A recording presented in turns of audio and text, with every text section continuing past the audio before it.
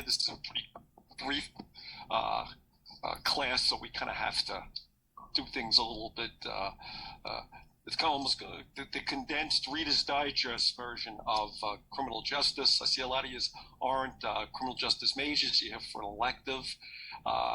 So what we're going to do is we're going to have 3 tests. We're going to have a test each week.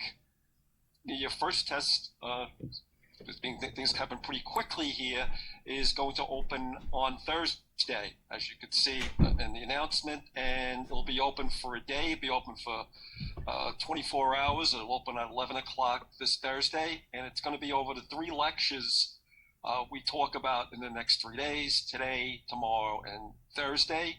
The notes on that, the PowerPoint on that, all that, and the study guide for test 1 is there already. And so basically that's what we have there for that, okay? So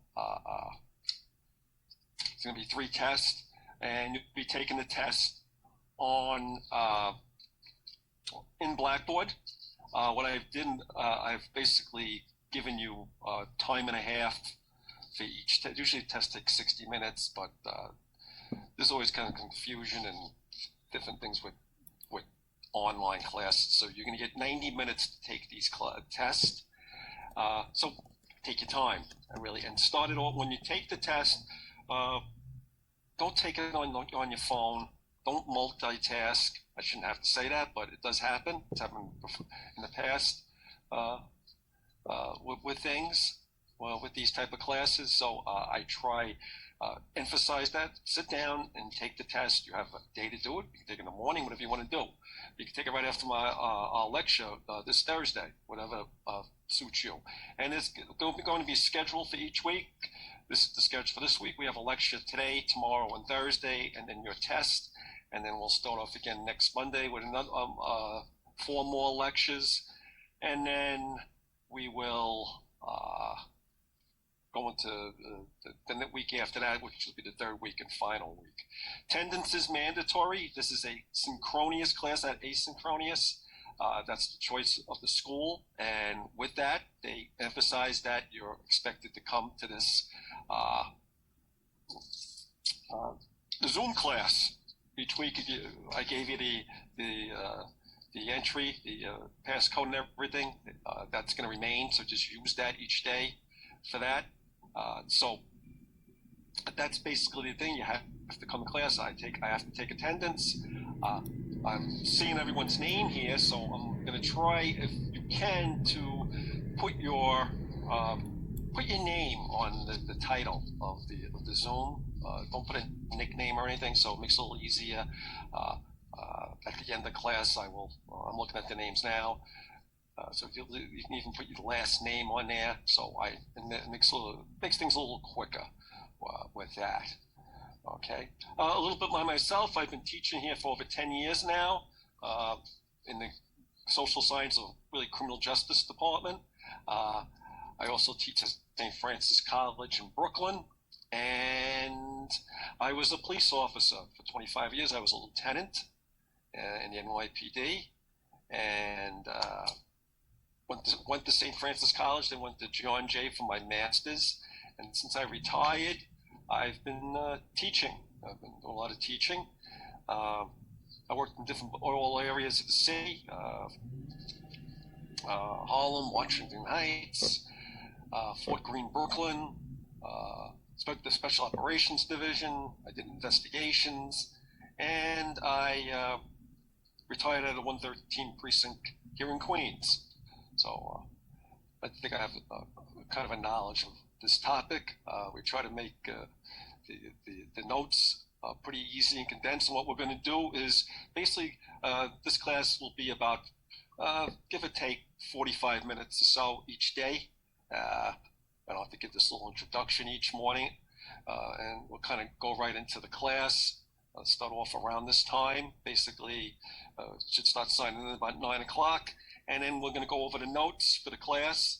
Today we're going to go over Chapter 1, explain them, and then what you should do on your own is look over the notes, look over the PowerPoint, and then look over the study guide, and you should be pretty squared away for any of the tests here. All right, so let me just look at the attendance real quick here.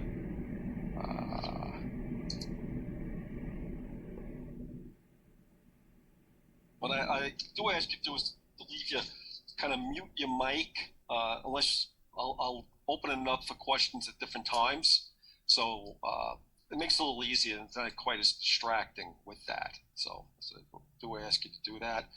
Let me just looking at the couple of names here. Make sure I have everyone. Okay. Ashley Florentino, are you? Excuse me, Ashley Florentino. Did you just sign up for the class? Yes, I just did. Okay. Okay, that's why you're not on my roster. Okay.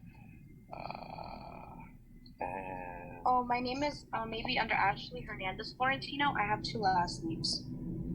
okay. All right. Yes, that's what I was wondering. Okay, great. Thanks. Melissa, that's Melissa Valadris? Yeah, correct. Valladares. Valladares. Okay.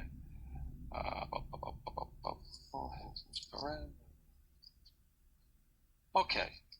We'll look at the beginning when we finish. So what we're going to do now is we're going to go right into the lecture. And I'm going to share my screen.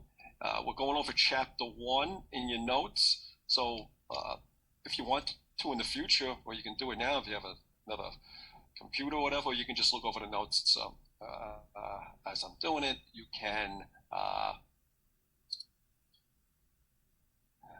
we'll be able to go over the notes for chapter 1. So let me share the screen now.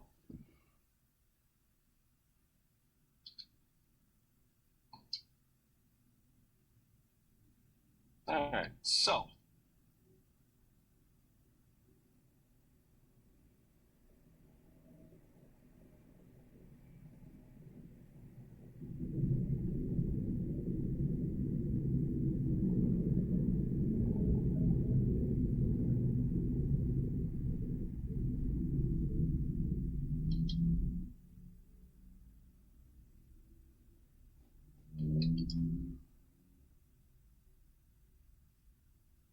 okay, so as you look at this, look at the top of the page, it basically explains, kind of gives you an explanation of criminal justice system. And right at the top there, it says, in 1967, President's Commission on Law Enforcement and Administration of Justice described it as the means that society uses to enforce the standards of conduct necessary to protect individuals and the community. Ooh, that's a little bit too big. A little bigger. All right. So what is it saying now? President Johnson's Commission on Law Enforcement and Administration of Justice described it as the means that society uses, the way that society uses to enforce the standards of conduct necessary to protect individuals and the community. And what was that? What in essence is that? Well, it's usually laws that we have. Laws mean that society used to enforce the standards of conduct necessary to protect individuals in the community. Things like murder, robbery, rape, so on and so forth. That's done to protect us and the community as a whole. And that's what how they described it. And they described it fairly accurately when they did. So you're looking at the criminal justice system.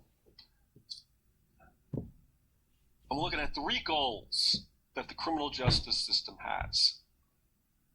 And they're called doing justice, controlling crime, preventing crime. Doing justice is the basis for the rules, procedures, and institutions of the criminal justice system. without the principle of justice a little bit between us and other countries. The basis for the rules, procedures, and institutions of the criminal justice system. Justice, you heard of the phrase, justice must be served. Well, that's what they're talking about there, doing justice. Controlling crime. Criminal justice system designed to control crime by arresting, prosecuting, convicting, and punishing those who disobey the law. Can we ever actually eliminate crime altogether? Well, it's a nice goal to have, but in reality, probably not. But controlling crime, having some kind of control of crime, keeping it, if you will, within some kind of reasonable means. I have a lot of issues with that now in New York City. When people see crime growing up, they want something done. It's a big predicament now with our administration trying to get a little bit hold on crime. Preventing crime. Crime can be prevented in various ways. Perhaps the most important is the deterrent effects of the actions of the police, courts, and corrections. Deterrent, which when we talk about deterrence, we're talking about future choices, things in the future that will stop because of what we're doing now. Jailed individuals provide examples that will likely keep others from committing wrongful acts. Is a crime a deterrent? Well, we know for certain crimes it is, or certain offenses. Look at something like talking on your cell phone while driving. Lots of people get tickets for that, or they have in the past. And if you have gotten a ticket for that, or you know someone that's gotten a ticket for that, you're probably not going to keep doing it because you don't want to get a ticket. You don't want those points off your license.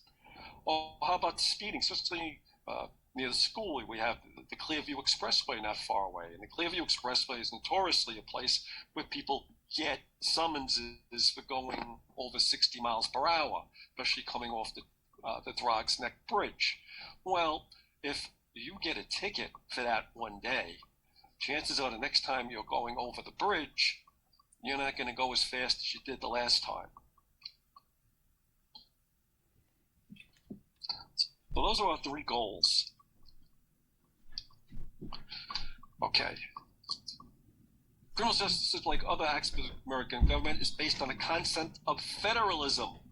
Federalism, in which power is divided between a central national government and a regional state government. We have really two, if you will, forms of government here. We have a national government in Washington, D.C., and we have a state government in each state. And here in New York State, it's up in Albany.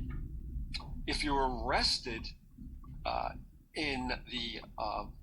a federal agency, and what I mean by that, maybe the FBI, the ATF, the DEA, you will be prosecuted in federal court.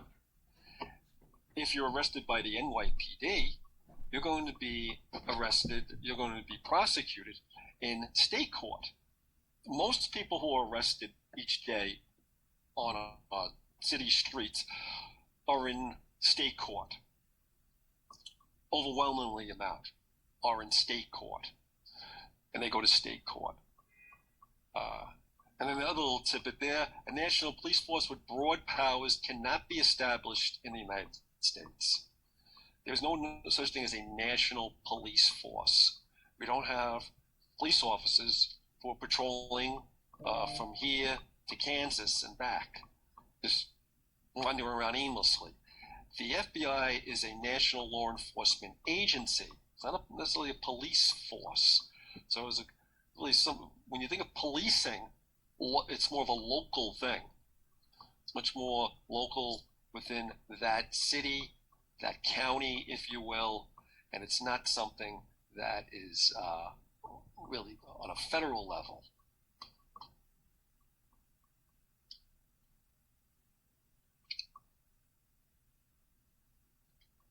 Okay. 4 characteristics of the criminal justice system. So let's look at them. 4 characteristics. The first is called discretion. All levels of justice process reflect a high degree of discretion. And when you think of discretion, you're talking about using your judgment. Okay? Police officers decide how to handle a crime situation in many ways. Not always. Obviously, if someone commits murder and they have a bloody knife in their hand, there really isn't much discretion. They have to arrest that person. But there's other situations, especially maybe at different events that go on in the city, parades, street fairs, where if someone has an open container of beer, by and large, they might use their discretion in whether they give that person a summons. When the marijuana laws were a little tougher and people would get summonses for them, there might be different events where the police elected not to enforce that law that strictly because the event kind of was a happy thing, wasn't violent in any way, and it really wouldn't be very beneficial to give people summonses for something in those situations. Prosecutors decide what to charge to someone with. Are they going to prosecute the person? Are they going to decline to prosecute that charge, depending how serious the charges are? They don't necessarily. Everyone who's arrested doesn't go through the entire criminal justice system. In fact, very few do. And judges decide sentencing, and parole board decides when somebody is released. Judges might lots of times have a little bit of latitude in sentencing of someone, and parole boards are the ones that decide when someone can get out, released early. Resource dependence. Criminal justice agencies depend on other agencies for funding. Therefore, actors in the system must cultivate and maintain good relations with those who allocate resources. Politicians. What are we talking about there? We're talking about money, funding. Police departments have to be funded. Who funds them? Well, they're funded basically by politicians, the city council in New York City. So the high-ranking officials of the police department really have to have some kind of rapport with these officials in getting things done. Sequential task. When you think of sequential task, you think of things being done in order, orderly fashion. 1, 2, 3, 4, 5, if you will. Decision the criminal justice system made in a specific sequence. The police must arrest before a prosecutor can determine if charges should be brought. Judge cannot determine sentence until an indictment is determined. So if you're arrested, you don't get convicted that night and sentenced to jail. There's a whole process we have with that, due process. We're entitled to a trial, so on and so forth. And filtering. At each stage, some defendants are sent on the next stage, while others are either released or processed under changed conditions. What does that mean? That means when you think of filtering, when you filter something out, you eliminate a lot of different things. You eliminate different defendants. Why? First of all, the criminal justice system, we really don't have the manpower to continue to charge people or bring every case to court. So, and many times if someone's arrested, let's say for something maybe like fare beating, jumping the turnstile, the actual act of arresting that person might just be sufficient enough. We're not looking to put this person in jail for a long period of time. So many times maybe at the initial arraignment or soon afterwards, that case might be dismissed. Really only about 5% of actual cases actually go to trial. Somewhere along the line, the others are all expunged, plea bargain, so on and so forth. Okay. The operations of the criminal justice agency, when we look at that, we're going to look at 3 things: the police, and then we have courts, and then we have corrections, and then we'll look over this again in the next piece of notes too. Now, we start with the police because the police are basically the ones who make the arrest. So they really are the ones that really initiate or get something going in the criminal justice system. So they physically, for law enforcement, they physically take somebody into custody and arrest someone. So the major duties of someone, when you're arrested, that's basically what's happening to you. You are being physically taken into custody and arrested, which means you can't leave. All right, so major duties of the police: keeping the peace. You'll see that at different events. We just saw 3 nights ago, at Times Square, where there's a lot of officers there. And most of those officers are there to keep the peace, so there's really no real disturbances that take place. There was one, unfortunately, where 2 officers were stabbed. But by and large, at those type of events, the police are there to keep the peace, make everything go smoothly and in order. Second major duty is apprehending violators and combating crime. Apprehending violators, and basically what that is arresting someone. Preventing crime, educating the public, preventing crime, educating the public, going out to different communities, meetings and so on and so forth, talking to certain neighborhood groups about ways that they could prevent crime, educating them, maybe lighting a certain area of their co-op up, condominium area, or different things about making sure your doors are locked, making sure your car doors are locked. You'd be surprised how many people actually literally, especially on private property, leave their car doors open, things like that.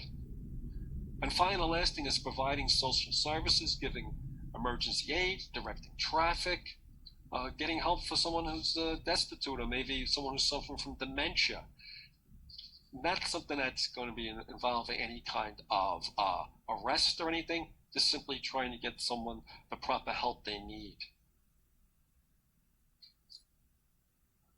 The second one there is courts. The United States has a dual court system that consists of a separate judicial system for each state, in addition to a national system. The Supreme Court, which we'll get into in a day or so, the Supreme Court can hear from both the state and federal courts. The Supreme Court basically is the one court, if you will, that has final say on constitutional law, things pertaining to the Constitution, which was explained in a couple of days, 4th, 5th, and 6th Amendment, 14th Amendment, different amendments of the United States Constitution. They're the ones that they interpret them, and they can do that from a case that was from the federal court system or the state court. Finally, the last one is corrections. And when we think of corrections, we think of the actual corrections officers within a prison or jail. And when I mean by prison, a place like Rikers Island is a jail, which means that if you're there, you're either being detained, awaiting trial, or you've been sentenced, and your sentence is for less than a year. Where a prison like places like upstate, like Sing Sing, so on and so forth, those places are places for someone who has been convicted and is in jail. Their sentence is for more than 1 year. And along with that, when we talk about corrections, we like to add on things like probation and parole, because they are 2 different agencies that really monitor people after they're released back into society.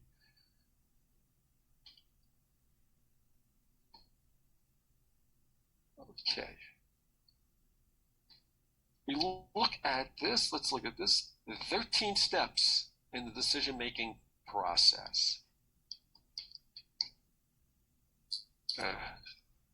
Makes it a little easier to describe how a case develops. And when we highlight these, we put the first 3 under police, because things that they do. And the first one is investigation.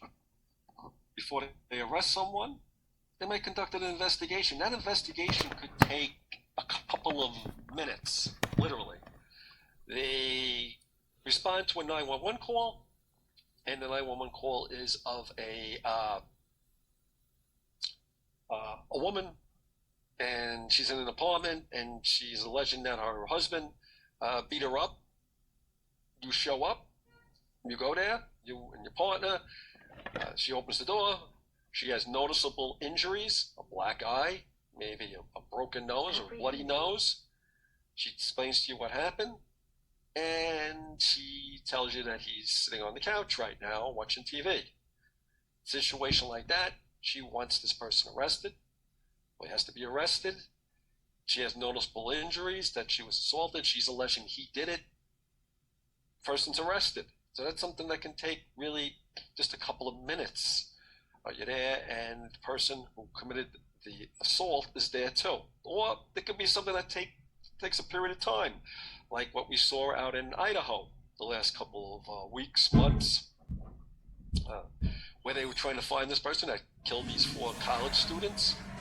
That's something that took a relatively longer period. There was an investigation done. There was a car. They had actually a long-term investigation on this, where they really couldn't reveal a lot of things to the media, where the media really was surmising that the investigation, that they weren't, for lack of a better word, they weren't indicating that the investigators didn't know what they were doing, where it turned out that was very likely really false, that they actually did a lot of tedious hard work on something like that and caught this person in Pennsylvania.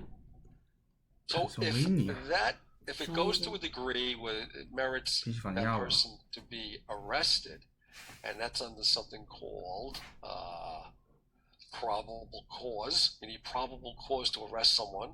I'll try to explain that a little bit more down the road. We basically need probable cause to arrest someone.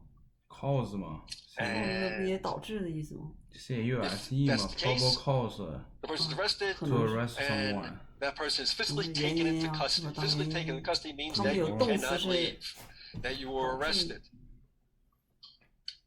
And then you are booked. Booking means that you are fingerprinted, you are photographed, different items might be vouched, like a weapon you have, or so on and so forth. And you were then 挺多词有不同的意思，我在某些情况下用哪个意思，我就稀里糊涂，短时间内分不清楚。 The person arrested is sent to court. And the prosecutor and the police officer speaks to the prosecutor, the district attorney, an ADA, if you will, assistant district attorney, speaks to them about what happened, the charges. And the prosecutor is the key link between the police and the courts. A key link because the prosecutor is the person that's going to initiate this action in court, and he's also going to be in contact with the police about the circumstances of this arrest. So, the prosecutor does the charging. Reasonable cause to believe offense has been committed. Reasonable cause to believe. A degree more than reasonable suspicion. Reasonable cause to believe. Basically, a reasonable person would believe that you committed this offense. Doesn't mean it's not something like beyond a reasonable doubt, which is the degree you need to prove the person has been committed in trial, or beyond a reasonable. For the mere fact of arresting someone, you need reasonable cause to believe or probable cause. So the prosecutor handles the initial appearance, the preliminary hearing and grand jury, and the indictment, puts the indictment forward.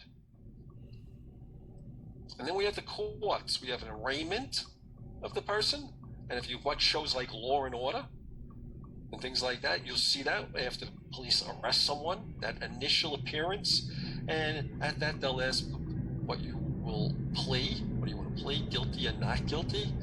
And then by and large, most people at this time plead not guilty because they can always plead guilty later on. So it really wouldn't be very beneficial for them to plead guilty at initial arraignment. It's kind of a bargaining chip they'll probably wait to use if need be. there could be very well a trial, and then sentencing. And the sentencing is done by a judge. Sentencing is done by a judge. Okay? And then, of course, there could always be appeals of your conviction, which you handle in the courts to a higher court, in New York State Court of Appeals. And then we have corrections and release. Under corrections meaning when you're actually in jail or prison, and then afterwards the release, where we would have probation or parole monitoring this person. Okay, and in your PowerPoint, you probably saw something called the criminal justice wedding cake, if you've looked at that. And what this is 4 layers of the criminal justice system, what's really mapped out by criminologists. And basically what it's saying, if you think of a wedding cake, and when you think of a wedding cake, most of the time people look at what? They look at the top of the wedding cake. So that gets the most notice. Okay? So in the criminal justice system, that really can be true also. Layer 1, the celebrated cases highly unusual, receive much public attention. Things that occur, and for whatever reason, may be a famous person, or just the circumstances of that event, and it's something that the public really kind of focuses on. It could be, and it doesn't, at times doesn't necessarily have to be an incredibly serious charge. It could be, you got someone like O.J. Simpson a few years ago now, who was charged with murder and then was acquitted. That was probably the most celebrated case ever. Or you could get something like the Johnny Depp incident, where it certainly wasn't as serious a thing, but being that the people involved were relatively famous, people look at.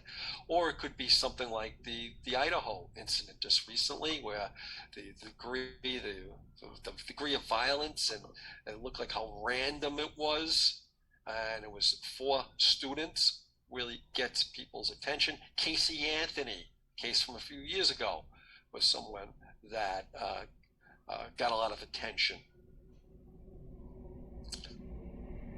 The layer after that is serious felonies. And serious felonies are the things that happen to everyone, not everyone, but happens to every day in our cities. The real serious crimes that have taken place, the robberies, the assaults, the shootings, that probably are not going to get the degree of attention that layer 1 is, but they certainly, and many times, could be even more serious. It could even be more violent in nature. So we classify them as the layer 2, the real serious felonies, the violent things that happen to people. Layer 3, the lesser felonies, maybe more of the property type crimes that take place, where people have their cars stolen, their catalytic converters being stolen a lot now in our city.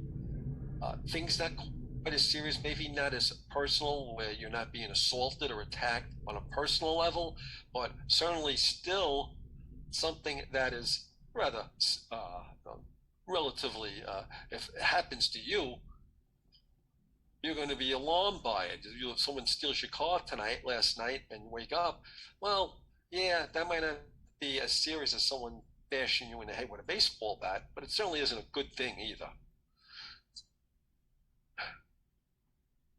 And the last one is misdemeanors, and the overwhelming amount of crimes that take place, all the misdemeanor crimes, less serious crimes that result in only someone that could possibly go to jail for less than a year.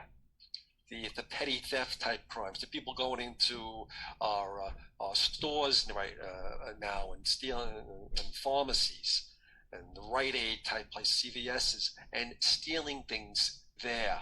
So it still can be relatively something that's alarming and serious, if you will, but the degree of crime, the charge of that crime would be not to the degree as the other two. All right, so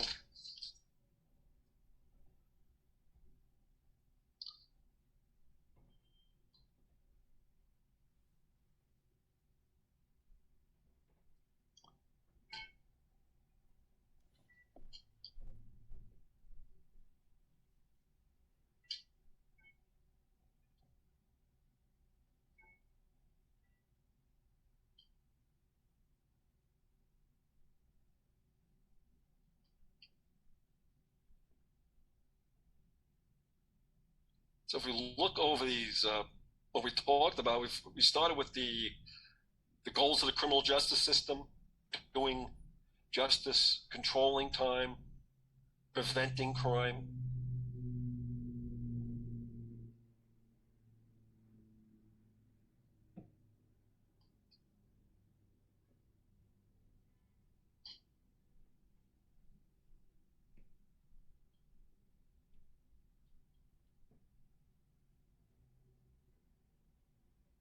Then we did talk about federalism, and there's a national government and a regional state government.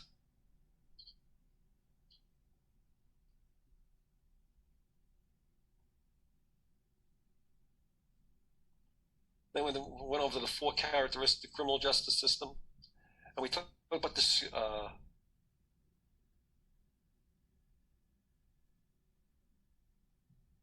talked about discretion, resource dependence, intellectual task, filtering. Talking about discretion. When you're talking about, judgment, using your judgment.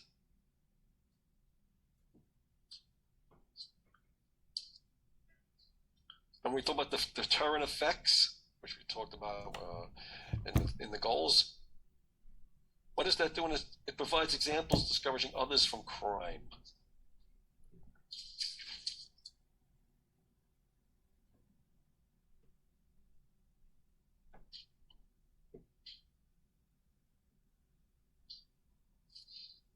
Again, we talked about the police. We gave examples of major duties there: keeping the peace, apprehending violence, preventing crime, providing social services, something we really forget about sometimes at the police, providing first aid to a car accident victim.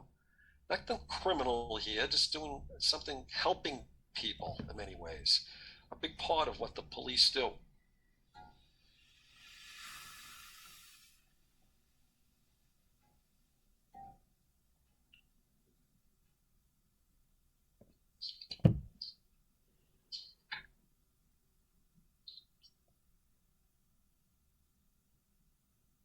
Okay, we went over the 13 steps. Arrest. What is the arrest? Physically taking someone into custody. And then we talk about things like sentencing. Who does sentencing? A judge. And then finally, we had our 4 layers of our wedding cake. And we have our celebrated cases. Serious felonies, lesser felonies, and misdemeanors.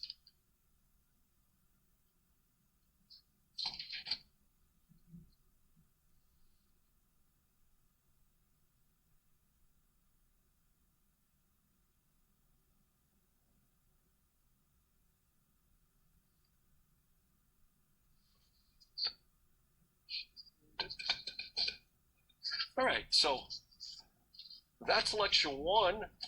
Anyone have any questions? Feel free to throw them at me. If you don't, then just read over the notes again. Read over the notes for chapter 2, which we'll be going over tomorrow. And look over the PowerPoints too.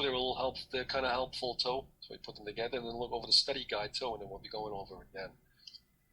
Do we get homework or just tests? No, we don't get homework. Your homework is to look over the notes. Look over the notes for tomorrow. So look over the notes from today and look over the notes for tomorrow. And then tomorrow your assignment will be to look over the notes for the first 3 days. All right, so that's how we'll keep that. There's a lot of helpful stuff with the PowerPoints too. It kind of breaks it down a little easier. sometimes with the sharing of the screens, we can't do too many of them, or this gets a little bit too a little confusing for everyone. All right, so I promised I keep it at about 40 to 45 minutes, so I did. Anyone have any more questions? If you don't, I'll see you tomorrow at the same time. Try to start about 9:05 or so, once we get everyone squared away. And if not, then have a good day, and see you tomorrow. Professor, I have a question. So for the test, you open it up on Thursday. On Friday, we don't have class with you. We just concentrate on taking the test. Exactly. You can start it. The test will open up on Friday at on Thursday. Basically, about an hour after my lecture, about 11 o'clock. It'll open, and it'll be open till 11 o'clock the next day. So Thursday afternoon to Friday, that's what you do. There won't be a lecture, no. If you just follow the schedule and announcements, I'm going to give that up each week. Basically, it'll tell you when we have a lecture. This week we have a lecture today, tomorrow, and Thursday. Okay, thank you. You're welcome. Okay, anyone else? All right then. I'll see you tomorrow. Have a good day. Bye, thank you. You're welcome.